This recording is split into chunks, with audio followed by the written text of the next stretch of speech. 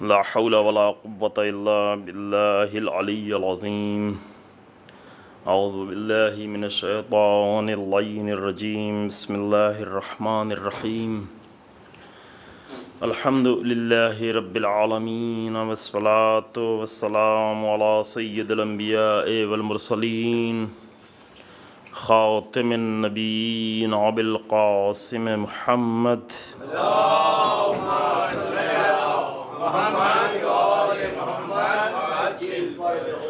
ثم الصلاة والسلام على أهل بيته الطيبين الطاهرين المعصومين المظلومين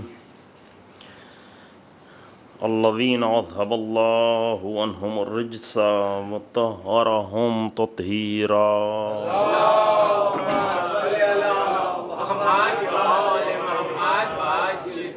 بلعنة الدائمة الباقية ولا أعدائهم أجمعين. أما بعد، فقد قال الله تبارك وتعالى في كتابه الكريم: بسم الله الرحمن الرحيم. بسم الله الرحمن الرحيم. لقد كان لكم في رسول الله أسوة حسنة لمن كان يرجو الله واليوم الآخر وذكر الله كثيرا. صلوات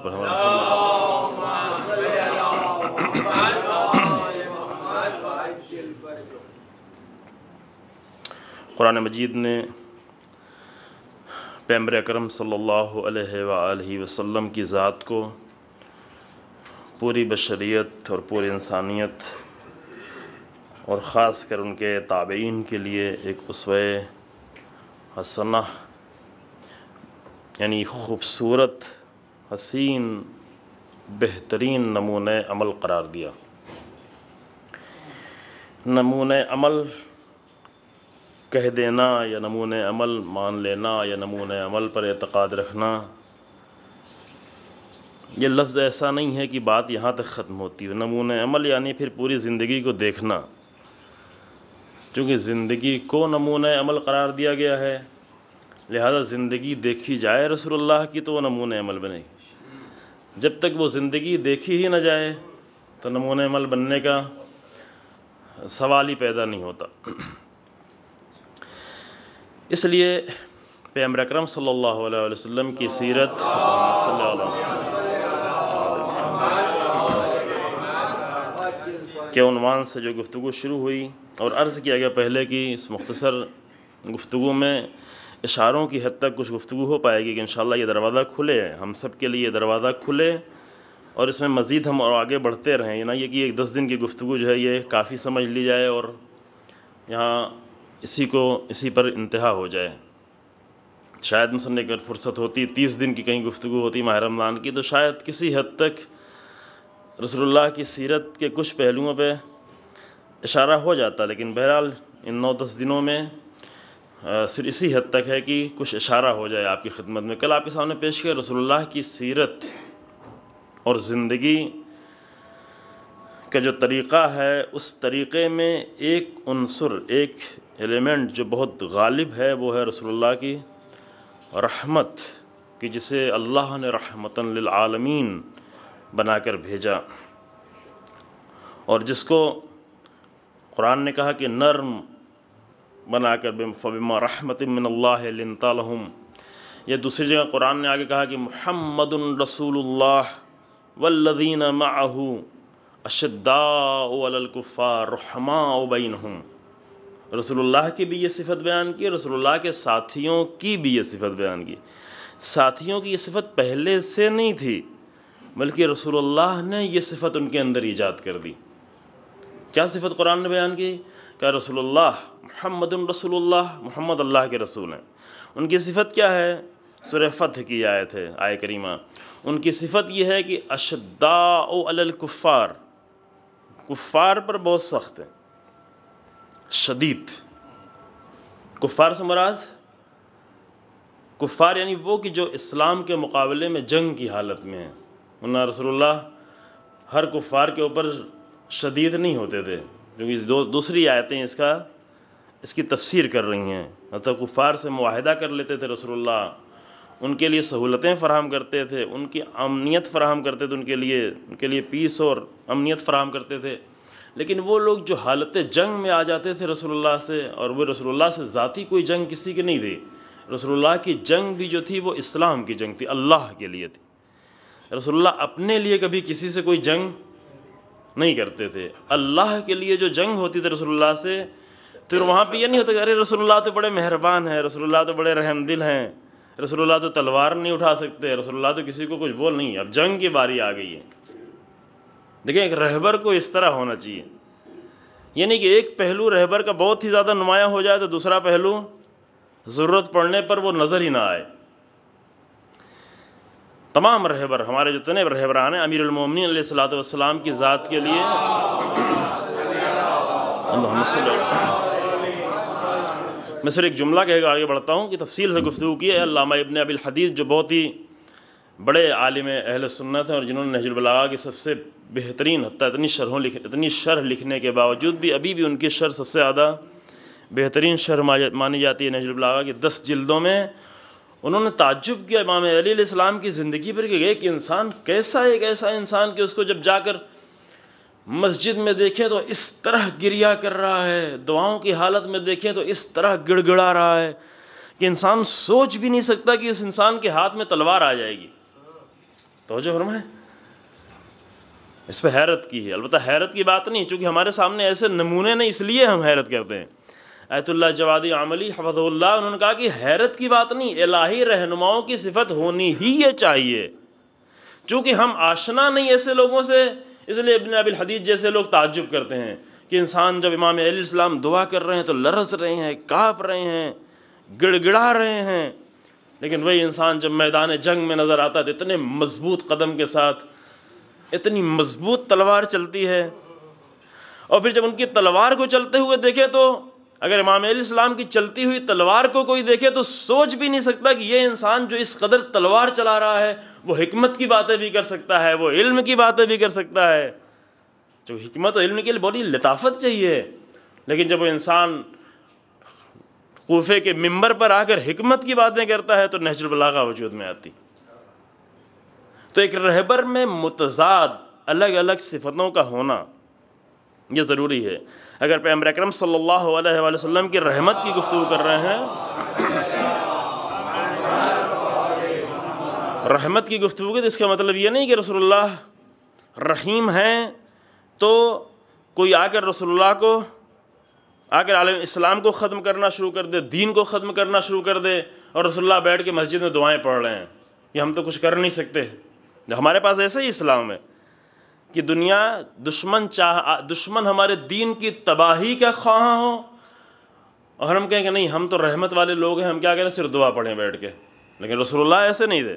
رسول اللہ کے لیے قرآن نے خود، قرآن سورہ فتح کی آیہ کریمہ ہے، سورہ فتح میں قرآن کیا کہتا ہے؟ محمد رسول اللہ والذین معہ اشداء علی الکفار رحماء بینہم۔ محمد رسول اللہ اور ان کے ساتھی یہ تھے کہ جو کافروں پر، دشمنوں پر بہت ہی شدید سے، بہت ہی سخت تھے، آپس میں بہت ہی رحم دل تھے، بہت ہی رحم دل۔ دشمن جب دیکھتا تھا تو لرز جاتا تھا۔ یہ امام علی علیہ السلام کا قول ہے کہ میدان جنگ میں جب قدم لڑکھڑانے لگتے تھے لڑنے والوں، مسلمان لڑنے والوں کے، جنگجو لوگوں کے، اور جب بہت ہی شدید جنگ ہوتی تھی اور ضعف پیدا ہونے لگتا تھا، کمزوری، تو رسول اللہ کے چہرے کو دیکھ کر ہم کو طاقت ملتی تھی۔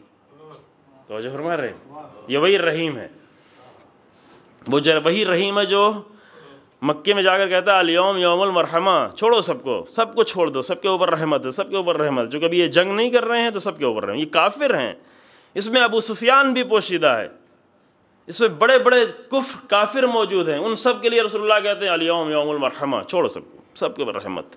صرف چھوڑے ہی نہیں، ان کو پیسہ بھی دیا، ان کو مال غنیمت جو ملا تھا بعد میں وہ بھی کہا سب آج ان لوگوں کو دے دو۔ لیکن وہی رسول اللہ جب میدان جنگ میں آتے تھے تو امام علی علیہ السلام جیسا شجاع انسان یہ کہہ رہا ہے کہ ہم رسول اللہ کے چہرے کو دیکھ کے ہم کو طاقت ملتی تھی، ہمارے حوصلے بڑھتے تھے۔ چہرہ رسول اللہ کا، تو رسول اللہ کا چہرہ صرف ایک حالت میں نہیں، یہ صفت ہے۔ پیغمبر اکرم سورہ فتح کی آیہ کریمہ آپ کے سامنے پیش کی۔ تو رسول اللہ نے کیا کیا؟ رسول اللہ نے، یہ سورہ فتح کی آیت نمبر 29 تھی، 29، رسول اللہ نے صرف فرد کے اوپر انڈیویجول رحمتیں نہیں کیں کہ کوئی غریب ہے جا کر اس کو کچھ پیسہ دے دیا، کوئی فقیر ہے یہ کیا، لیکن صرف اتنا کام رسول اللہ نے نہیں کیا، بلکہ رسول اللہ نے رحمت کا ایک پورا ماحول، ایک پورا کلچر بنایا۔ میں نے عرض کیا کہ دیکھیں تبدیلی والا کام بہت ہی سخت، ایسے وحشی لوگ عرب کون تھے؟ عرب کو اگر آج کے زمانے میں کہا جائے تو اس زمانے کے عرب کیا تھے؟ وحشی ترین لوگ، درندگی جن کی ایک علامت بن گئی تھی۔ ان کے اندر آ کر رسول اللہ نے اتنی رحمت ڈالی، رسول اللہ کے دل سے رحمت جو نکلتی تھی ان کے دلوں میں اس قدر اثر کرتی جاتی تھی، اثر کی ان سب کا ماحول ہی رحمت کا ماحول بن گیا۔ رسول اللہ نے رحمت کا ماحول، رحمت کا کلچر کریٹ کیا، اور صرف کریٹ نہیں کیا بلکہ اس کو ڈیولپ کیا ہے، بالکل آخری منزل تک پہنچا۔ کس منزل تک پہنچا اس کے شاید نمونے ہم آپ کے سامنے پیش کر سکیں، ایک آج ہی شاید پیش کر سکیں، کتنا رحیم، کتنی رحمت لوگوں میں رسول اللہ نے ڈال دی تھی، لوگوں کے دلوں میں۔ اور عزیزوں، یہ ہے رحمت کے کلچر اپنانے کی ضرورت ہے، یعنی رحمت صرف ایسا نہیں کہ کہیں نظر آ جائے، نہیں، پورا ایک کلچر بننے کی ضرورت ہے۔ وہ اگر کلچر بنتا ہے تو وہ دوسروں پر بھی اثر کرنا شروع کرتا ہے، اور آپس میں ان کے دلوں کو جوڑ دیا اسی رحمت کی بنیاد پر۔ مومنین کے دلوں کو رسول اللہ نے آ کر سب ایک دوسرے کے لیے رحمت محسوس کر رہا تھا۔ جو آپس میں بہت دشمن تھے، مثلا مدینے کے لوگ، دو قبیلہ ایک دوسرے کے شدید دشمن، آپ سنتے رہتے ہوں گے تاریخی واقعہ، یہ اوس و خزرج، یہ دو قبیلے شدید دشمن، سال سے جو لڑ رہے تھے، تھوڑی بات پر پورے قبیلے کی جنگ، خون بہتے تھے، جنگ ہوتی تھی اور سال تک جنگ چلتی تھی۔ ان کے دلوں کو آ کر رسول اللہ نے جوڑ دیا۔ یہ رسول اللہ کا عمل تھا۔ رسول اللہ نے اپنے مدینے میں آغاز جو کیا، رسول اللہ کی جو کلمہ ہم بہت زیادہ ناگوار ہمیں لگتا ہے، ابھی اتنا ناگوار کر دیا گیا ہے، سیاست جو کہتے ہیں، سیاست کا کلمہ، رسول اللہ کی پہلی سیاست کیا تھی؟ الہی سیاست۔ دیکھیں، الہی سیاست، رسول اللہ کی الہی سیاست کیا تھی؟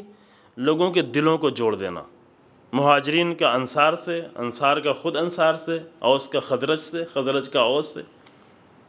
یہ دل آج بھی جڑ سکتے ہیں۔ دلوں کی دوری کا نتیجہ ہے کہ رحمتیں ہمارے ہاں کم نظر آتی ہیں، جب مومنین میں بھی دل دور ہو جانے لگتے ہیں، ٹوٹنے لگتے ہیں، دور ہونے لگتے ہیں۔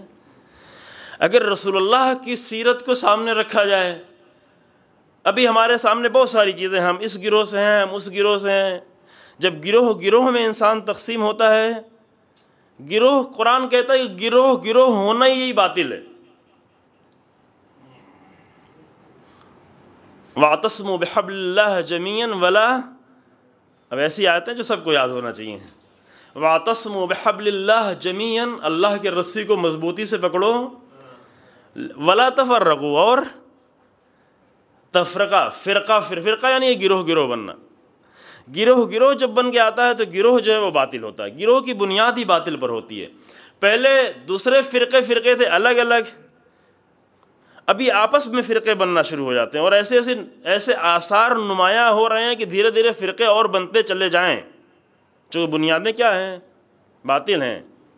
خدا کرے کہ دیکھنا نصیب نہ ہو، لیکن جو لوگ بزرگ ہیں ان کے بعد کی نسل کے جو لوگ ہیں، اس بات کے خطرات نظر آ رہے ہیں کہ جس طریقے سے پیش کیا جا رہا ہے دین کو، اور جس طریقے سے اسلام کو پیش کیا جا رہا ہے، تفریقے کی شکل میں پیش کیا، گروہ بنانے کی شکل میں، اور بنتے جا رہے ہیں، حالات ایسے بنتے جا رہے ہیں۔ رسول اللہ کی سیرت کے تحت آ کر انسان زندگی گزر، رسول اللہ والا اگر بنے، حسنی بنے، حسینی بنے، فاطمی بنے، تو یہ کوئی گروہ نہیں، ایک ہوگا، سب دل جڑے ہوں گے، لیکن ابھی دل میں دوریاں جو ہیں۔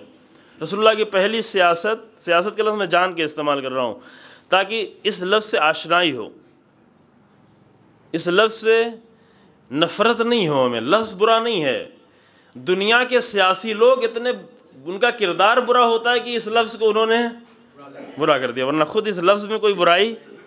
سیاست کے معنی ہوتا ہے بندوں کی تدبیر کرنا، انسانوں کی تدبیر کرنا۔ سیاسی انسان وہ ہوتا ہے کہ جو آ کر اپنے ماتحت تمام انسانوں کے لیے ایسی تدبیر کرے کہ ان کی بہتری کی فکر کرے، دنیا کے اعتبار سے بھی اور آخرت کی. اگر الہی سیاستداں ہے تو دنیا اور آخرت دونوں کو سنوارتا ہے.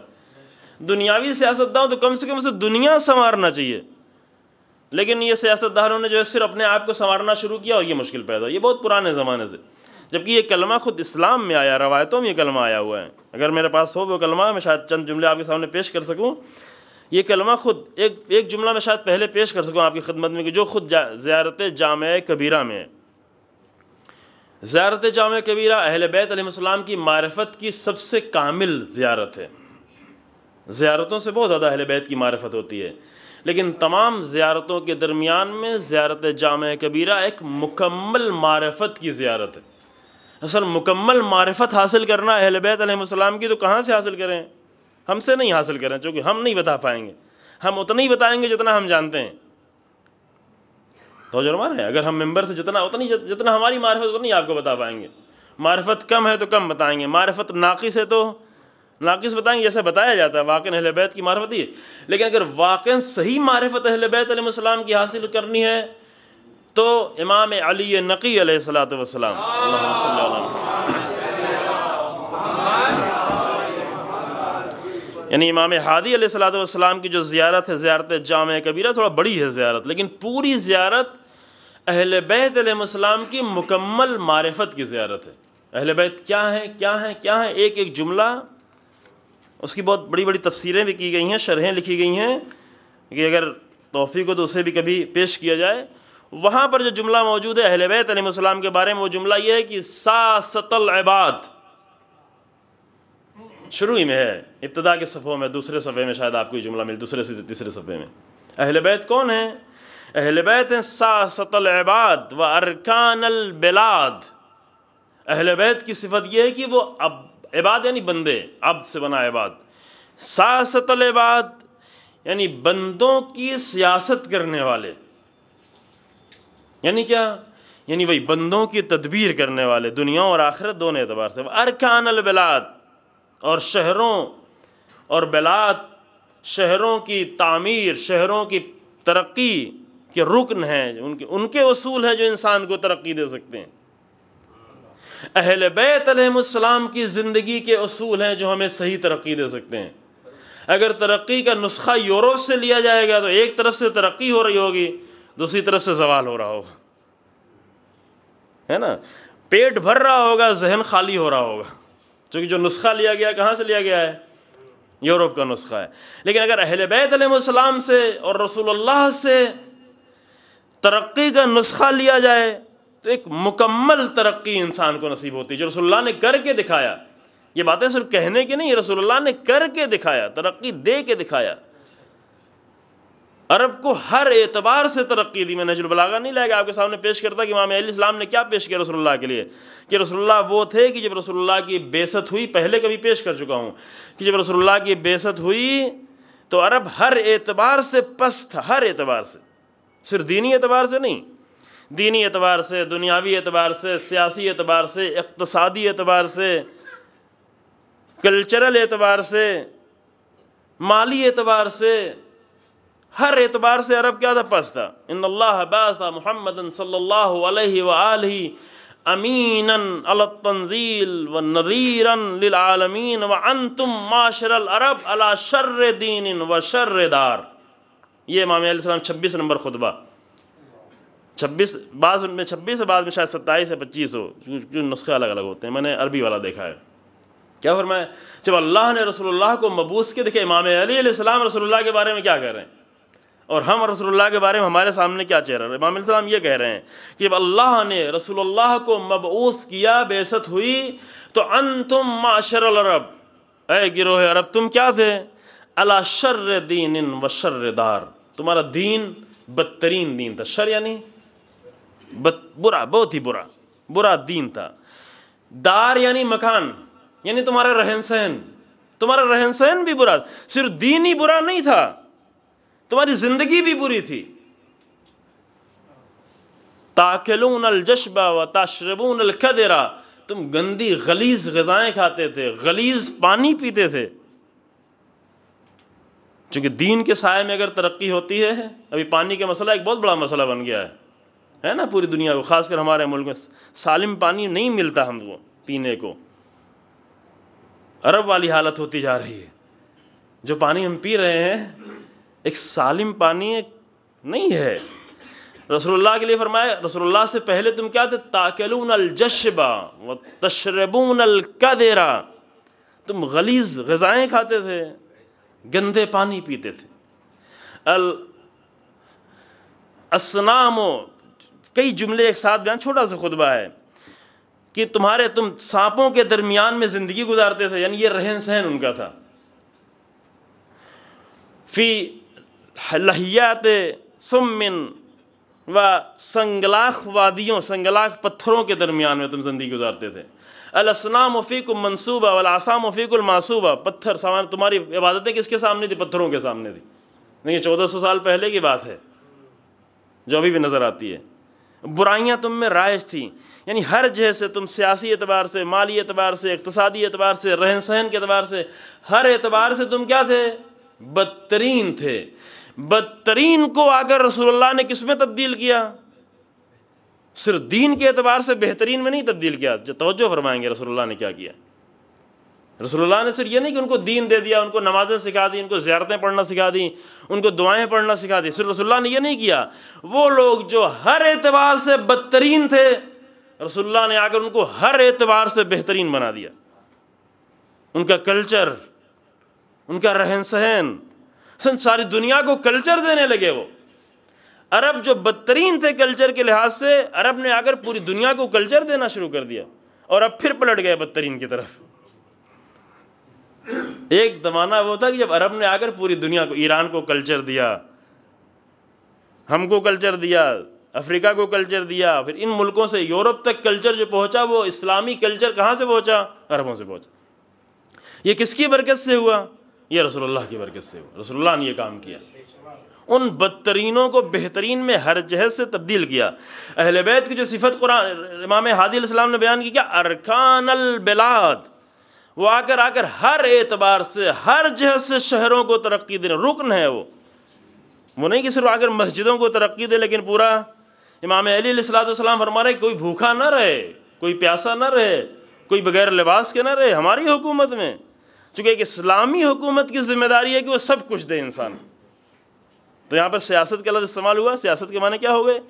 وہ کئی جملے تھے، میں یہاں پہ شاید پیش نہ کر پاؤں کہ کئی جگہ پر سیاست کا لفظ بحر الانوار میں استعمال ہوا. یہاں پہ لمبے جملے میں نے لکھے ہیں، صرف ایک وہی بیچ والا جملہ ہے کہ فرمایا کہ سیاست کا معیار خود رسول اللہ کی ذات ہے. معیار، اور وہ معیار بتاتے بتاتے امام صادق علیہ السلام نے فرمایا کہ ان اللہ عز وجل ادب نبیہ، اللہ نے اپنے نبی کو خود ادب سکھایا. اللہ نے ادب کس نے سکھایا؟ خود اللہ نے اپنے نبی کو. ادب نبیہ فاحسن ادبہ، جب ادب سکھایا تو کیسا ادب؟ بہترین حسین ادب. رسول اللہ کا ادب بہت ہی، اگر ادب کی باری آئی تو انشاءاللہ آپ کے سامنے پیش کیا جائے گا. رسول اللہ کا ادب کتنا حسین ادب تھا کہ اللہ نے جب رسول اللہ کو ادب سکھایا اور بہترین ادب سکھایا تو کیا کہا اس کے بعد؟ فَلَمَّا أَكْمَلَ لَهُ الْأَدَبِ، کیونکہ ادب زندگی کا حسن ہے. زندگی میں سب کچھ ہو لیکن ادب نہ ہو تو بغیر حسن مکروہ زندگی ہے. تو جو ہمارے کراہت ہے، گھر والوں کو کراہت لگتی ہے. انسان میں اگر ادب نہ ہو، شوہر میں ادب نہ ہو تو بیوی کو کراہت لگتی، مکروہ لگتا ہے، انسان مکروہ لگتا ہے. لیکن مکروہ فلاں چیز مکروہ ہے، فلاں چیز مکروہ ہے دین میں نہیں، انسان بھی مکروہ ہو جاتا. مکروہ یعنی کیا؟ جس سے کراہت، بیزاری ہو. اگر انسان کی زندگی میں ادب نہ ہو، اگر انسان کی زندگی میں ادب ہو تو غیروں کی نگاہ میں بھی حسین لگنے لگتا ہے انسان. یہاں کوئی مذہب کی ہے شرط نہیں ہے، دوسرے مذہب کے انسان اگر اس کے اندر ادب ہو تو آپ آگے تعریف کریں بڑا اچھا انسان. لیکن اگر ادب نہیں ہو انسان کے اندر تو انسان کی زندگی کیا ہو جاتی ہے؟ اپنوں کی نگاہ میں مکروہ ہو جاتی ہے، انسان مکروہ ہو جاتا ہے. رسول اللہ کے لیے کیا فرمایا کہ اللہ نے ادب سکھایا. فَلَمَّا أَكْمَلَ لَهُ الْأَدَبِ، جب اللہ نے رسول اللہ کے ادب کو مکمل کر دیا تو کیا فرمایا؟ قَالَ وَإِنَّكَ لَعَلَىٰ خَلْقٍ عَظِيمٍ، اے رسول میں نے آپ کو بہترین عظیم اخلاق پہ آ کر مبعوث کیا، خلق عظیم پر. ثم فوض الیہ امر الدین والامہ، پھر اللہ نے دین اور امت کے سارے مسائل رسول اللہ کے حوالے کر دیے.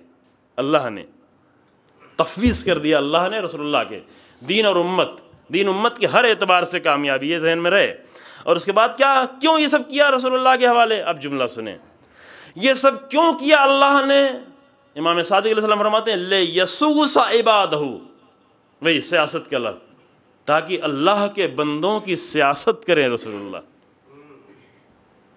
لیکن میں کہہ رہا ہوں سیاست کا لفظ کیوں مکروہ ہو گیا؟ اس لیے کہ مکروہ لوگوں نے اس کو آ کر استعمال کرنا شروع کیا، مکروہ سیاست دانوں نے آ کر اس لفظ کو استعمال کیا، سیاست کا لفظ بھی۔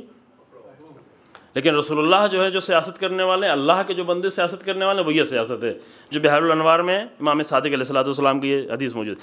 کیوں یہ سب کچھ اللہ نے کیا؟ لِيَسُوسَ عِبَادَهُ، تاکہ اپنے بندوں کی سیاست کریں، سیاست نہیں بہترین ترقی انہیں عطا کریں۔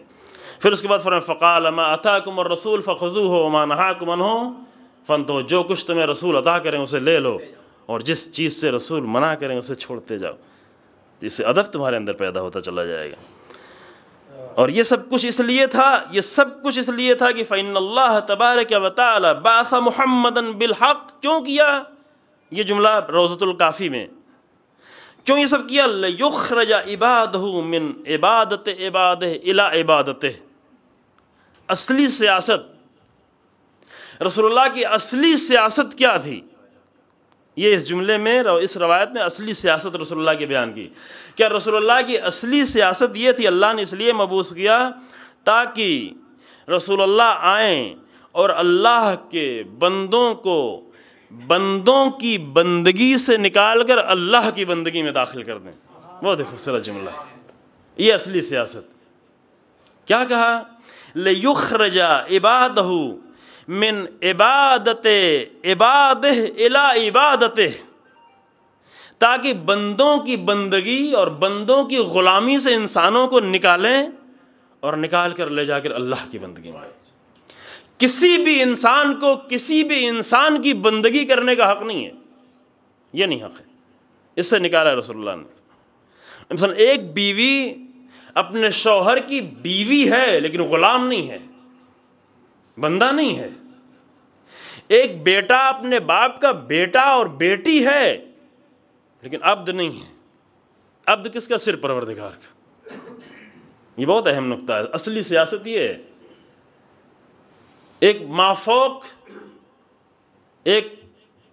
مافوق جو آفیسرز ہوتے ہیں، آفیسر کے نیچے کے جو ماتحت ہے انسان، وہ اس کا ماتحت ہے لیکن بندہ نہیں ہے۔ اگر انسان بندگی کرنے لگا ہے تو رسول اللہ کی سیاست سے وہ باہر ہو چکا ہے۔ کام ہی یہی تھا کہ تاکہ ان سے نکالیں۔ وَمِنْ عُہُودِ عِبَادِهِ، بہت خوبصورت جملے لیکن میں جلدی آگے بڑھتا ہوں۔ وَمِنْ عُہُودِهِ مِنْ عُہُودِ عِبَادِهِ عَلَىٰ عُہُودِهِ، اور لوگوں کے عہد جو ہیں، پیمان جو لوگوں سے بات رکھ کر، لوگوں کے پیمان سے نکال کر اللہ کے پیمان میں داخل کرنا۔ وَمِنْ طَاعَةِ عِبَادِهِ إِلَىٰ عِبَادَتِهِ، بندوں کی اطاعت، پیمان، عہد، میثاق نہیں، عہد اور کوئی لفظ بتائیں جو اردو میں یہی 3-4 لفظ ہیں، عہد، پیمان۔ آپ بتائیں، آپ زیادہ یہاں پر فیلڈ میں ہیں، ہم تھوڑا مشکل ہوتی ہے یہ زبان کی۔ الم عہد الیکم یا بنی آدم، اللہ سے کیا ہے؟ آپ کا عہد ہے۔ ہاں، عہد یعنی وہی، یعنی اللہ سے آپ کا پیمان ہے، یہ اس کی بندگی کرنا ہے۔ رسول اللہ جی وعدہ، ہاں وعدہ کہہ لیں، چلیں وعدہ ہی کہہ لیں۔ وعدے میں وہ بات نہیں ہے جو عہد میں بات ہے۔ عہد بہت بڑا کلمہ ہے، کسی کی بندگی نہیں کرنا ہے، کسی کے سامنے انسان سارے عہد جتنے ہیں بندوں سے بھی اگر ہے تو وہ اللہ کے عہد کے سائے میں ہے، اللہ کے عہد سے ہٹ کے کوئی عہد نہیں ہے۔ بس ختم ہوئی یہ بات۔ اور رسول کافی میں یہی جملہ آیا کہ عالم، الہی رہبر کی صفت کیا ہے؟ الہی رہبر کی صفت یہ ہے کہ عالم بالسیاسہ، یہاں پہ لفظی سیاست آ گیا ہے۔ ان سارے لفظ سیاست ہی کے ہیں مختلف جہت میں۔ ابھی دیکھیں ظالم حاکموں نے، خاص کر بنی امیہ، بنی عباس، اس کے بعد مسلسل ظالم حاکموں نے سیاست کے خلاف اتنا پروپیگنڈا کیا، چونکہ ان کی یہ مصلحت تھی کہ سیاست کو دین سے جدا کرو، کہ اگر دین سے سیاست جدا نہیں ہوگی تو ان کی حکومت کرنا مشکل ہو جائے گی، دیندار لوگ آ کر اعتراض کریں گے۔ لہذا کہا کہ دینداروں کا کام ہے مسجد میں جانا، چرچوں میں جانا، تم اپنے جا کر وہاں کام کرو، سیاست ہمیں کرنے دو۔ سیاست کس کی ہو؟ بنی امیہ کی ہو۔ سیاست کس کی ہو؟ بنی عباس کی ہو۔ سیاست کس کی ہو؟ ظالموں کی ہو۔ اور ان ظالموں نے آ کر اتنا پروپیگنڈا کیا کہ اگر دین اور سیاست کے لفظ کو سامنے لا کے رکھا جائے تو کہا یہ کیسی باتیں ہو رہی ہیں، سیاست کا دین سے کیا رابطہ ہے؟ امام خمینی رحمۃ اللہ علیہ کا کہ ہمارا دین ہی ہماری عین سیاست ہے، ہماری سیاست ہی ہمارا عین دین ہے، ہمارا دین ہماری سیاست، ہماری سیاست ہمارا دین۔ لیکن کون سی سیاست؟ وہی الہی سیاست۔ یہاں پہ کیا فرمایا؟ الہی رہبر کی صفت یہ ہے اصول کافی میں، عالم بالسیاسہ مفروض الطاعہ، سیاست کا عالم ہو رہبر، یعنی خالی فقہ کا عالم ہو۔ فقہ کا عالم فقیہ ہو سکتا ہے لیکن رہبر نہیں ہو سکتا۔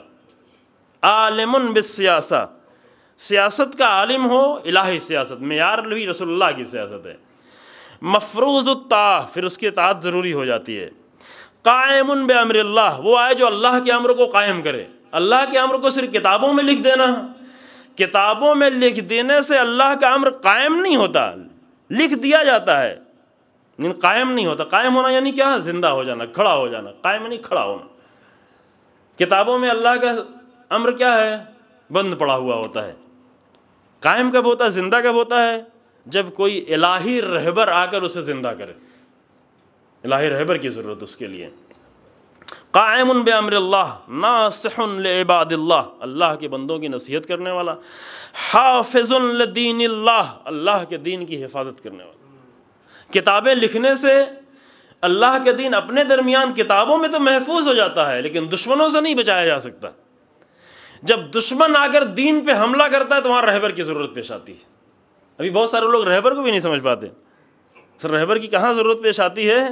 جب سلمان رشدی جیسا انسان آ کر دین پر حملہ کرتا ہے، رسول اللہ کی پوری زندگی کو لا کر اس نے سوال پہ پیدا کرتا ہے، تو وہاں پہ کس کی ضرورت ہوتی ہے؟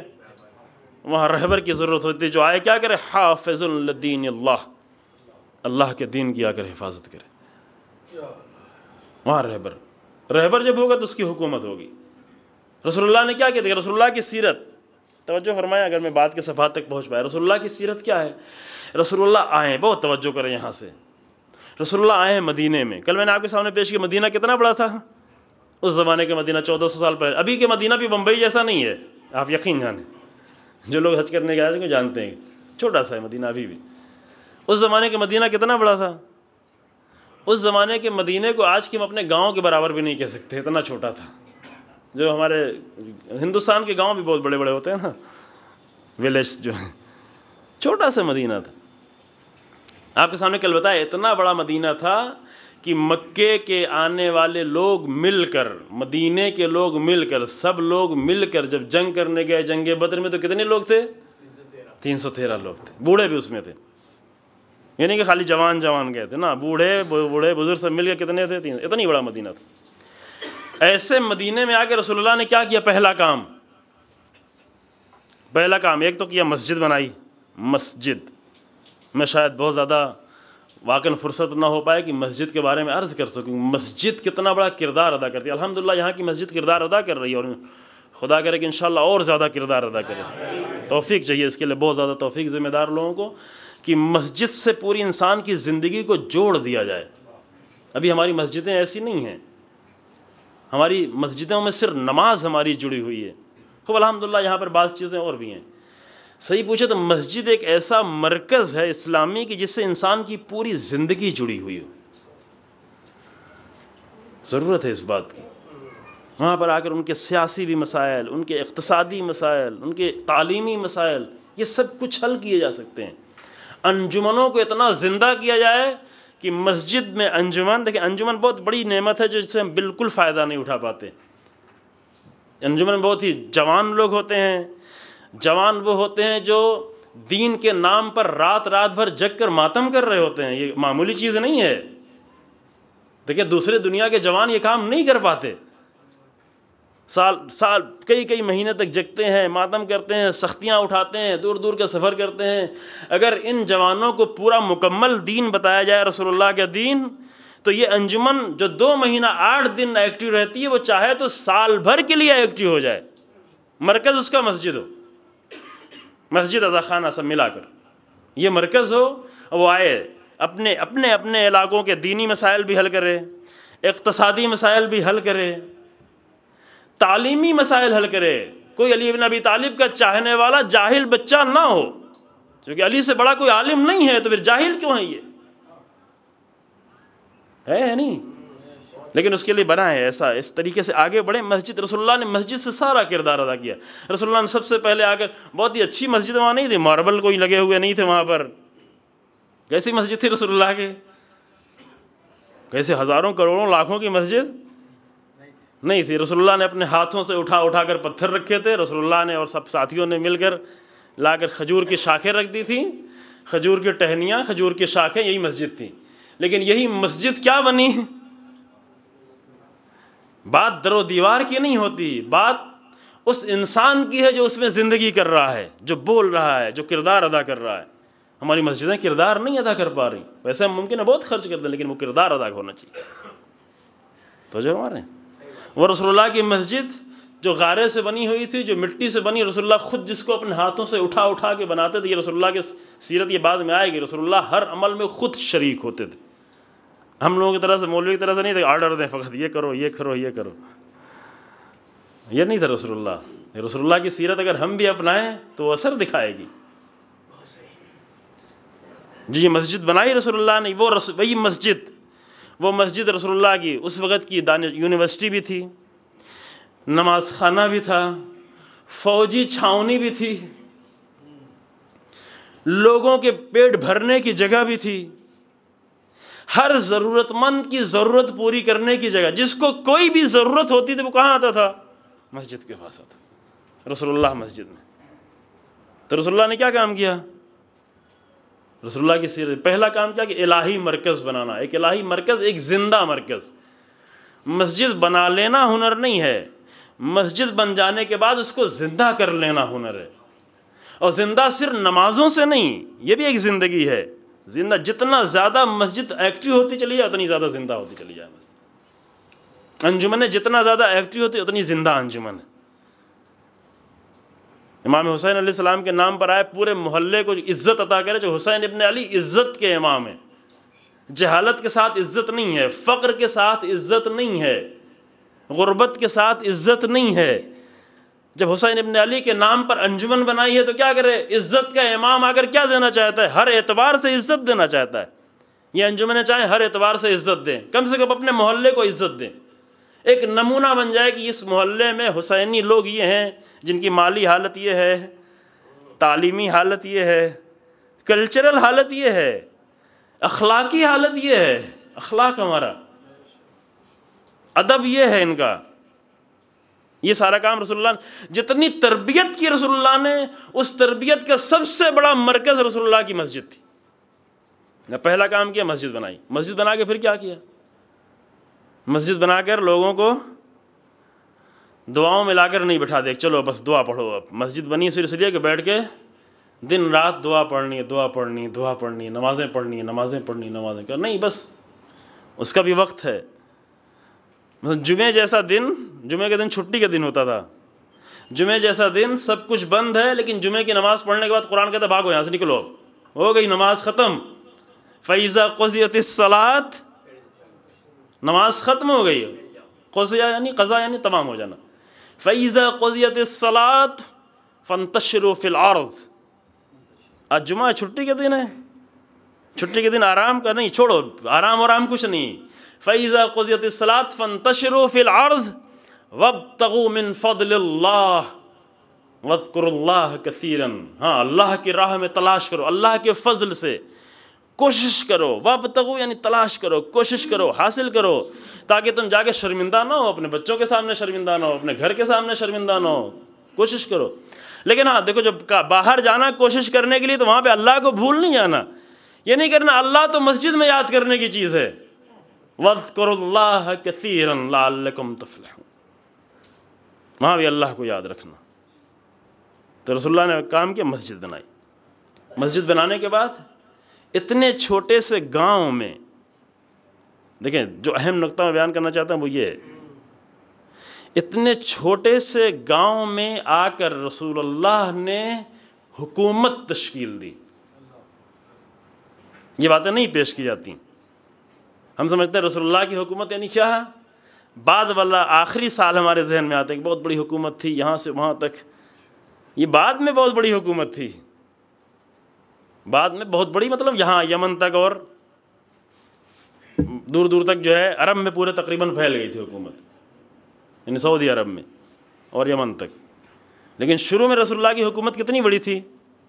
شروع میں وہی مدینہ تھا، چھوٹا سا مدینہ، چھوٹے سے مدینے میں حکومت. تاکید کتنی ہے؟ تاکید اسلام میں یہاں تک اگر تم میں سے 2 لوگ سفر کر رہے ہوں، دیکھیں ابھی سمجھ میں نہیں آتا ہمارے یہ ساری چیزیں، اگر تم میں سے 2 لوگ سفر کر رہے تو اس میں ایک اس کا رہبر بن جائے. اسلام اتنا زیادہ اہمیت دے رہا ہے. ایک اس میں سے کیا ہو جائے؟ جس کے اندر شعور زیادہ ہے، جس کے اندر سمجھ زیادہ ہے، وہ اس میں سے ایک اس میں کے رہبر بن جائے تاکہ اس کو لیڈ کرے. یہ اسلامی تاکیدات ہیں، یہ باہر کی چیز نہیں ہے. دنیاوی اعتبار سے دیکھیں وہ تو ہے ہی ہے کہ کوئی بھی معاشرہ نہیں رہ سکتا بغیر لیڈر کے. کوئی بھی معاشرہ، یہ مسجد بغیر لیڈر کے نہیں رہ سکتی، گھر بھی بغیر لیڈر کے نہیں رہ سکتا. گھر کے لیے کہا الرجال قوامون علی النساء، قرآن آگے کہتا ہے کہ گھر کے جب اہم مسائل کا فیصلہ کرنا ہو تو وہاں کچھ مسائل رجال کے ہیں جو رجال سے مقصود یعنی مردوں سے، کچھ مسائل میں جو عورتوں سے ہیں. مردوں سے کہا گیا کہ دیکھیے اپنی پسند کا کھانا کھانے کی کوشش نہیں کرو، جو عورتیں پکائیں وہی کھا لو، اسی پہ راضی رہو. روایتیں موجود ہیں، یہ نہیں کہ اپنی پسند کے اوپر. اللہ کہا کہ اللہ کے نزدیک بہت برا ہے وہ انسان جو اپنی پسند کے اعتبار سے کام کرائے کر کے. کہنا کہ بچوں کو دیکھو، وہاں عورتوں کو دیکھو وہ کیا چاہتی ہیں. لیکن جب زندگی کے اہم فیصلے باز ہوں جہاں پر احساسات زیادہ، چونکہ اور خواتین میں یہ ہوتا ہے کہ جلدی جذباتی ہو سکتی ہیں، اللہ نے ان کو اس طرح بنایا، ضرورت ہے اس کے بنانے کی، وہ عیب نہیں ہے، وہ حسن ہے ان کا، چونکہ ان کے بچہ پالنا ہے. اس کے بغیر، احساسات کے بغیر وہ بچے کی تربیت نہیں کر سکتے، پال نہیں سکتی. لیکن جہاں عقلی فیصلے کرنے کا الرجال قوامون، وہاں پہ بھی ضرورت ہے، گھر کے اندر بھی ضرورت ہے، مسجد میں ضرورت ہے، 2 مسافر کو ضرورت ہے. رسول اللہ نے بھی آگے کہا کہ ایک چھوٹے سے گاؤں میں فوراً آ کر ایک حکومت تشکیل دے دی. ابھی نہیں سمجھ میں آتا، واقعاً لوگوں کو سمجھ میں نہیں آتا، سب کچھ دیکھنے کے بعد بھی سمجھ میں نہیں آتا، اعتراض کرتے ہیں. آج پوری دنیا میں شاید نہیں، یقیناً پوری دنیا میں کسی بھی قوم کو یقین کے ساتھ، یہ پورے اعتماد کے ساتھ کہ کسی بھی قوم کے، دنیا کی کسی بھی قوم کو ایسا لیڈر نہیں ملا جیسا ہم کو ملا ہوا ہے. کوئی اگر ہو تو بتائیں، آپ خود بتائیں. اتنا پاکیزہ، اتنا سالم، اتنا مدبر، اتنا سمجھدار، اتنا باشعور، اتنا اللہ والا ہے کسی قوم کے پاس؟ اللہ کی ایک بڑی نعمت ہے کہ ملا، جو نہیں مل پاتا تھا. لیکن یہ قوم کی پستی ہے کہ وہ حتی رہبر کے لیے دعا کی جائے تو اس پہ اعتراض کرتی ہے، یہ دعا کیوں کر رہے ہیں؟ قوم کی یہ پستی ہے. مشکل ادھر دین کی طرف سے مشکل نہیں ہے، ہمارے شعور کی یہ پستی ہے. یہ ہمارے شعور کی کمی ہے کہ وہ لوگ جو آ کر مثلا ایسے بھی رہبر ہیں جو کہتے ہیں اگر ہم تمہارے گھر میں آئیں گے تو ہمیں لاکھوں ڈالر چاہیے. ایسے بھی رہبر ہیں نا اس دنیا میں، اور ان کو بھی رہبر ماننے کو تیار ہے پوری قوم. اور ایسے بھی انسان کو رہبر ماننے کے بعد ایسا بھی رہبر ہے پھر بھی قوم کو فائدہ مل رہا ہے چونکہ رہبر مانا ہے. تو جو ہونا آپ نے جو رہبری کی ہے، اگر غلط رہبر ہو لیکن رہبر ہو تو کم سے کم دنیاوی اعتبار سے فائدہ ملتا ہے. وہ آپ کی نظروں کے سامنے ہے. ہاتھ اگر چومنے آؤ گے تو اتنا پیسہ دینا پڑے گا، ہے نا. اگر رومال رکھ کے چومو گے تو اتنا پیسہ دینا، ڈائریکٹ چومنا ہے تو اور پیسہ دینا پڑے گا. ایسے رہبر ہے، لیکن اس رہبر کو پیچھے پوری قوم چلی جا رہی ہے. اور یہاں وہ رہبر جو پوری زندگی جو بموں کے درمیان میں چلا جاتا ہے، جو جنگوں میں چلا جاتا ہے، جو ہر جگہ اپنی قربانی دینے کو تیار ہے، ایسا رہبر ہمارے پاس موجود ہے لیکن کوئی ماننے کو، سمجھنے کو تیار نہیں. اس سے بڑھ کر کیا قوم کی نادانی ہو سکتی ہے؟ نادان قومیں ایسی ہوتی ہیں. دوسرے آگے کہیں اس سے بہتر ہے ہم خود ہی اعتراف کر لیں نا. دوسرے تو کہیں گے کہ کتنے نادان لوگ ہیں کہ اس کو ایسا کہتا ہے. دوسرے لوگ کہتے ہیں، بڑے بڑے لوگوں نے آ کر کہا کہ ایسا رہبر نہیں ہے. جیسے کوفی عنان جب آ کر ملا رہبر سے تو اس کو تعجب ہو کہ ایسا انسان اس دنیا میں موجود ہے. کوفی عنان جس کے پہلے پریسیڈنٹ، اس کا جنرل سیکرٹری تھا UN کا، خوب ایسا آدمی موجود ہو. یہ نقطہ کب انسان سمجھے گا؟ یہ اس کے نہ سمجھنے کی وجہ یہ ہے کہ رسول اللہ سے ہم دور ہیں عزیزوں. مشکل اور کچھ نہیں ہے، ہم رسول اللہ کی سیرت سے آشنا نہیں ہیں. دین کے اصولوں سے ہم آشنا نہیں ہیں۔ رسول اللہ نے کیا کیا؟ آتے ہی حکومت بنائی۔ صرف ایسی حکومت نہیں بنا دی کہ چلو رسول اللہ نہیں ہے کہ مسجد بن گئی، واؤ مسجد میں دعائیں پڑھو، نمازیں پڑھو، نمازیں پڑھو، نمازیں پڑھو، یہ نہیں۔ رسول اللہ نے صرف حکومت نہیں بنائی، رسول اللہ اگر سزائیں دیتے تو انہی چند لوگوں کے درمیان میں اگر کوئی غلطی کرتا تو رسول اللہ سزائیں دیتے تھے، کوڑے مارے جاتے تھے۔ وہ جو رحمت ہے، وہ جو رحمت للعالمین ہے، اگر کوئی معاشرے کو اگر فاسد کر رہا ہوتا تو رسول اللہ اس کو کوڑے مرواتے تھے، اپنی نظروں کے سامنے کوڑے مرواتے تھے۔ اور قرآن آگے کہتا ہے کہ اگر کسی کو قصاص لیا جائے تو تمہارے دل میں رحمت نہ آئے۔ یہاں پہ رحمت کی ضرورت نہیں ہے، کیونکہ یہ قصاص ہی رحمت ہے۔ اگر قصاص نہیں لیا گیا تو معاشرہ فاسد ہو جائے گا، اور جب معاشرہ تباہ ہو جائے گا تو رحمت الہی سے دور ہو جائے گا۔ تو رسول اللہ نے ایسا نہیں کیا کہ بعد میں حکومت بنائی تھی، جیسے ہی رسول اللہ مدینے میں آئے حکومت تشکیل دی رسول اللہ۔ اس کو کہتے ہیں اسلامی سیاست، رسول اللہ کی سیاست۔ اس سیاست کے اللہ سب کہتے ہیں، ہم اگر شاید ہم سے پوچھا جائے قرآن کیا ہے تو ہم پورا قرآن کیا ہے، قرآن وہی پورے قرآن کا مجموعہ ہم کیا سمجھتے ہیں؟ چند احکام اور کچھ ثواب، اتنی ہے قرآن۔ لیکن قرآن اتنا نہیں ہے۔ قرآن میں سیاست کی آیتیں احکام کی آیتوں سے زیادہ ہیں۔ تو جو ہمارے ہیں مثلا پورا انفال، سورہ انفال اٹھا کے پڑھ ڈالیں، آپ دیکھیں کیا اس میں ملتا ہے۔ پورا سورہ توبہ اٹھا کے پڑھ ڈالیں، آپ دیکھیں اس میں کیا ملتا ہے، احکام ملتے ہیں۔ اور دوسرے بقرہ، سورہ، جگہ جگہ پر مسائل سیاسی۔ میرا اپنا جو 6-7 سال پہلے جو اپنا تھیسس جو لکھا تھا، ماسٹر کا تھیسس، اس کا ٹاپک تھا دشمن شناسی، قرآن میں دشمن کی شناخت سیاسی اعتبار سے، وہ دشمن نہیں، سیاسی اعتبار سے۔ یعنی صرف دشمن شناسی صرف ایک سیاست کا ایک حصہ ہے، دشمن شناسی پوری سیاست نہیں ہے، سیاست کا ایک حصہ ہے دشمن شناسی۔ لیکن قرآن میں کئی شاید 100 سے زیادہ آیتیں ہم نے استفادہ کی اپنے اس تھیسس میں۔ یعنی قرآن میں ہے اتنا زیادہ، لیکن قرآن کی آیتیں پڑھی نہیں جاتی ہیں، ہمارے درمیان نہیں پڑھی جاتی ہیں، آپ کے درمیان نہیں پڑھی جاتی ہیں۔ قرآن اس حالت میں ہے، کیوں؟ اس لیے کہ دین مکمل ہمارے پاس اسی لیے نہیں آ پاتا۔ افسوس کہ بہت جلدی ٹائم ختم ہو جاتا ہے، بہت جلدی ختم ہو جاتا ہے۔ میں دیکھتا ہوں جب بھی تو ٹائم ختم ہوا رہتا ہے، اس سے بہتر ہے کل سے دیکھوں ہی نہیں۔ میں کچھ باتیں لکھ کے لایا تھا لیکن نہیں، فرصت نہیں رہ گئی۔ خوب یہاں پر ختم کرتے ہوئے اپنی گفتگو کو کہ پیغمبر اکرم صلی اللہ علیہ وسلم کی ایک جامع مکمل سیرت ہے، اور مکمل سیرت یہ ہے کہ جہاں سب کچھ نظر آ رہا ہے۔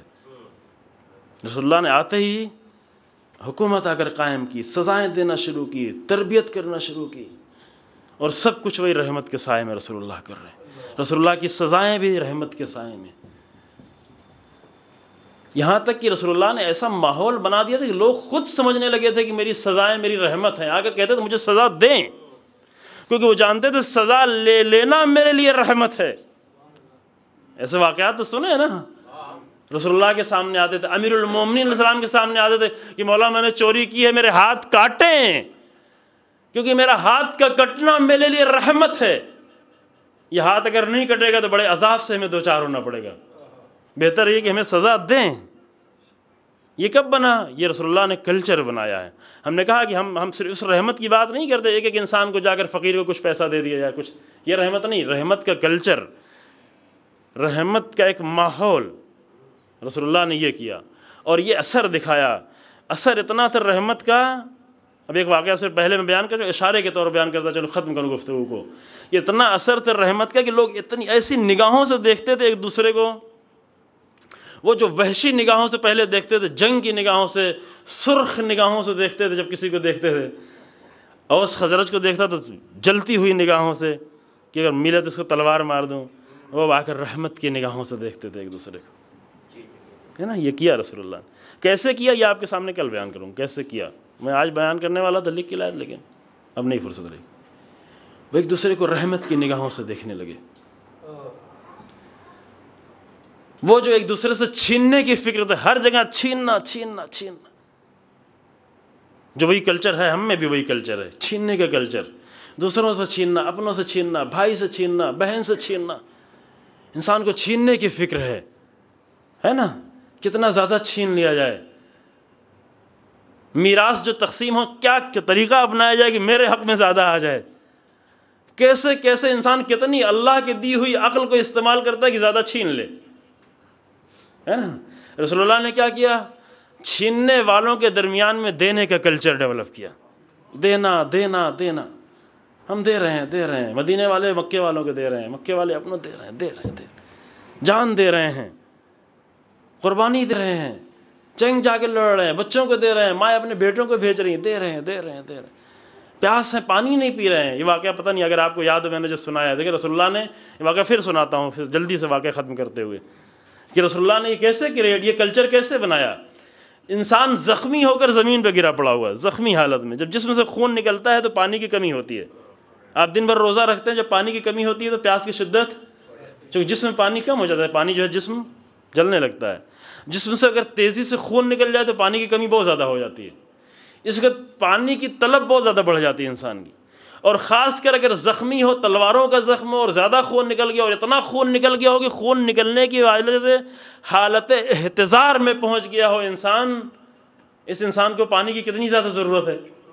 ایسے بھی کہا جاتا ہے جو مردہ ہے، مر رہا ہے، مرنے والے انسان کو جا کر آپ اس کے گلے میں پانی ڈالتے ہیں نا، پیاس چاہیے، مر رہا ہے انسان، مرتا ہوا انسان ہو، پیار سب سے زیادہ حلق خشک ہو رہا ہوتا ہے۔ رسول اللہ نے کیسا کلچر بنایا ان کا، یہ جنگ احد کا واقعہ ہے کہ انسان زخمی ہو کر گرا، یاد آیا آپ کو؟ سنایا ہے، مجھے یاد ہے یہاں سنایا ہے، جب انسان زخمی ہو کے گرا، وہاں پہ کچھ لوگ ہوتے تھے جو زخمیوں کو پانی پلا رہے ہوتے تھے، کچھ خواتین ہوتی تھیں، خواتین بھی جا کر جنگ میں کردار ادا کرتی تھیں، وہ مرہم پٹی کرتی تھی، عیادت کرتی تھی، پانی پلاتی، کچھ مرد بھی پانی پلا رہے ہوتے تھے۔ اس نے کہا پانی، الماء، ماں، پانی لے کے جیسے ہی پہنچا کہ پانی پلائے، پانی پلانا چاہا، ابھی اس کے حلق، ابھی اس کے لبوں تک پانی آنے ہی والا تھا کہ دوسرے نے آواز دی، دوسرا بھی گرا زخمی ہو گیا کہ پانی، ماں، دوسرا گرا، یہ پانی پینے جا رہا تھا، بول نہیں سکتا تھا، اتنی حالت، اس حالت تھا، اس نے اشارہ کیا کہ پہلے جا کے اسے پانی پلا دے۔ لیکن کیسا، یہ رسول اللہ نے بنایا ہے، یہ تبدیلی رسول اللہ نے پیدا کی، تو اسے پانی، اشارہ کیوں، یعنی کہنا یہ چاہتا ہے کہ شاید مجھ سے پہلے وہ مر جائے، اسے پانی پلا دو۔ اگر یہ ایک آدمی یہ کام کرتا تو کہتے اتفاقاً ایسا ہو گیا، ایک کوئی ایسا رہا ہوگا، دیکھیں تعجب اس پہ ہے، اگر صرف ایک انسان ایسا ہو تو کہتے ہاں اتفاق میں رسول اللہ نے ایک آدمی کو ایسی تربیت دی تھی۔ جب وہ شخص دوسرے کے پاس پہنچا پانی پلانے کے لیے، تیسرا بھی زخمی ہو کے گر رہا، اس نے بھی پانی کی آواز دی، اس دوسرے نے بھی کہا کہ جاؤ پہلے اسے پانی پلاؤ، بعد میں مجھے پانی پلانا۔ ایسے پیاسے لوگ خود پانی نہیں پی رہے، کہہ رہے دوسرے کو پانی پلاؤ۔ یہ رسول اللہ کی تربیت کا اثر۔ تیسرے کے پاس پہنچا، وہ اتنا زیادہ زخمی تھا کہ پہنچتے پہنچتے وہ شہید ہو گیا۔ تیسرے کے پاس سے پلٹ کے جب دوسرے کے پاس آیا تو وہ بھی شہید ہو چکا تھا، یعنی بالکل حالت آخر میں تھا، احتضار میں۔ دوسرے کے پاس سے پلٹ کے جب پہلے کے پاس آیا تو وہ بھی شہید ہو چکا تھا۔ ایسے آخری لمحوں میں اتنا زیادہ دینے کی فکر، چھیننے والے دینے کی اتنی فکر کہاں سے آ گئی؟ یہ رسول اللہ نے دے دے کے بتایا، یہ رحمت، یہ تربیت تھی رسول اللہ کی۔ یہ کیسے کی رسول اللہ نے تربیت، انشاءاللہ کل آپ کی خدمت میں۔ والحمدللہ رب العالمین، وصلی اللہ علی محمد وآلہ الطاہرین۔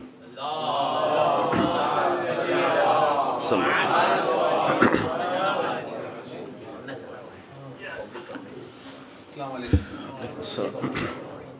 صرف ایک ہی سوال آج کرتے ہیں انشاءاللہ، کیونکہ وہ کافی ڈیٹیل اس کا ہے، آنسر شاید بہت زیادہ ڈیٹیل ہوگی، پھر آپ ہی جواب دے دیں کیونکہ شاید یہ آپ کے لیے پورا ایک لیکچر ہو جائے گا، کیونکہ سوال ایسا ہے کہ نہیں ڈرایا نہیں لوگوں کو، ہاں انشاءاللہ مختصر۔ لوگ گروہ میں بٹ گئے ہیں، مطلب معاشرہ ہمارا گروہ میں بٹ گیا ہے، اور کیا یہ ایک عام سی بات ہے یا اس میں کسی کی سازش ہو سکتی ہے؟ جی، اور اس سے ہمیں بچنے کے لیے کیا کرنا چاہیے؟ عام سی تو بات یہ نہیں ہے، بہت سیریس بات ہے یہ، گروہوں میں تقسیم ہونا، اور اس میں دونوں طرف سے ہے۔ ایک اپنی نادانیاں ہوتی ہیں، یعنی ہم صرف دوسروں کو الزام نہیں دے سکتے کہ دوسرے نے یہ سارا کام کیا ہے، جو مثلا ہماری عادت ہوتی ہے کہ ہر الزام دوسرے کو دیں، نہیں، صرف دوسروں کا الزام نہیں ہے، ایک تو دشمن کی کوششیں بھی ہوتی ہیں کہ گروہ گروہ میں تقسیم کر کے کمزور کریں، یہ ہمیشہ رہا ہے، اور خاص کر آج کل بہت ہی پلاننگ کے تحت یہ کام ہوتا ہے۔ آج جو ہے پہلے زمانوں کے طریقے سے نہیں ہوتا، آج بہت ہی پلاننگ کے طریقے سے، غیر محسوس طریقے سے گروہ میں تقسیم یہ دشمن کا کام ہوتا ہے۔ لیکن دشمن اس وقت اثر ڈال سکتا ہے جب ہمارے اندر دشمن کے اثر قبول کرنے کی صلاحیت موجود ہو۔ وہ صلاحیت کہاں سے پیدا ہوتی ہے؟ اپنی نادانیوں کی وجہ سے پیدا ہوتی ہے۔ دشمن ہماری نادانیوں کو دیکھ کر سازشیں کرتا ہے، پلاننگ کرتا ہے۔ ممکن ہے بعض لوگ مخلص طور پہ کام کر رہے ہوں، اصل سازش ہو نہیں جانتے کہ سازش ہے، یعنی بعض نہیں بلکہ اکثر لوگ ایسے ہیں، اکثر لوگ ایسے ہوتے ہیں جو بڑے خلوص سے وہ کام کر رہے ہیں، دین کا کام سمجھ کے کر رہے ہیں، دین کا کام۔ فرصت نہیں ہے، بعد میں شاید ہم اشارہ کریں آپ کے سامنے کہ ایسے نمونے پہلے بھی تھے، بڑے خلوص سے یہ کام کر رہے ہوں لیکن سازش کا شکار ہو گئے ہوں۔ بچنے کا طریقہ یہی ہے کہ ایک تو اپنے آپ کو نادان، ابھی آج کی دعا میں آپ نے پڑھا نا، تیسرے ماہ رمضان کی تیسرے دن کی دعا کیا تھی؟ مولانا آقا نے پڑھا تھا کہ دعا تیسرے دن کی دعا یہ ہے کہ انسان کیا کرے؟ فریب سے بچے، فریب میں نہیں پڑا رہے، دھوکہ نہ کھائے انسان۔ امام علیہ السلام نے فرمایا کہ نہ میں نے کسی کو دھوکہ دیا نہ میں کسی سے دھوکہ کھایا۔ مومن دھوکہ نہیں کھاتا، مومن اتنا نادان نہیں ہونا چاہیے کہ وہ دھوکہ کھاتا رہے۔ ابھی دھوکہ کھائے ہوئے ہیں لوگ، اور خلوص سے اگر وہ کام کر رہے ہیں، گروہوں کا کام تقسیم کر رہے ہیں، جدا کر رہے ہیں ایک دوسرے کو، یہ کام جو ہے خوب بہتر یہ ہے کہ اپنے آپ کو نادانی دور کرے۔ نادانی دور کرنے کا وہی طریقہ ہے کہ آ کر سیرت رسول اللہ کی سیرت نظروں میں رکھے، اہل بیت علیہ السلام کی سیرت کو نظروں میں رکھے اور اس کے مطابق زندگی گزارنا شروع کرے۔ گروہ فلاں گروہ سے اپنے آپ کو مربوط نہ کرے۔ جتنا زیادہ رابطہ بڑھانا ہے وہ رسول اللہ سے رابطہ بڑھائے، اہل بیت سے رابطہ بڑھائے۔ ابھی ہمارا زیادہ کوشش ہوتی ہے کہ گروہوں سے رابطہ بڑھانے میں، گروہوں سے رابطہ بڑھائیں گے تو اس میں نقصان ہے، دین کا بھی نقصان ہے، آپ کا بھی نقصان ہے۔ انسان اگر کوشش کرتا تو رسول اللہ سے جتنا یہ ریلیشن بڑھتا جائے گا، اہل بیت سے جتنا رابطہ بڑھتا جائے گا، نادانیوں سے بھی بچتا جائے گا اور ایسے فریب سے بھی بچتا جائے گا انشاءاللہ تعالی۔ والحمدللہ رب العالمین وصلی اللہ علی محمد وآلہ الطاہرین۔